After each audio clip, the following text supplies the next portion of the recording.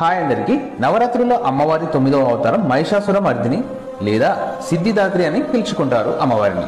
మహిషాసురుని తపస్సుకి బ్రహ్మదేవుడు మెచ్చి తపస్సుకు సంతృప్తి చెంది ప్రత్యక్షమై మరణం లేకుండా కలకాలం జీవించి ఉండేలా స్వార్థ బుద్ధి కలిగిన మహిషాసురుడు బ్రహ్మదేవుని నుండి వరంగా అమరత్వాన్ని కోరుకుంటాడు. అయితే ఏదేమైనా బ్రహ్మదేవుడు అమరత్వాన్ని ఇచ్చేందుకు అంగీకరించలేడు. ఇతర కోరికలైతే తీరుస్తాడన్నట్టు.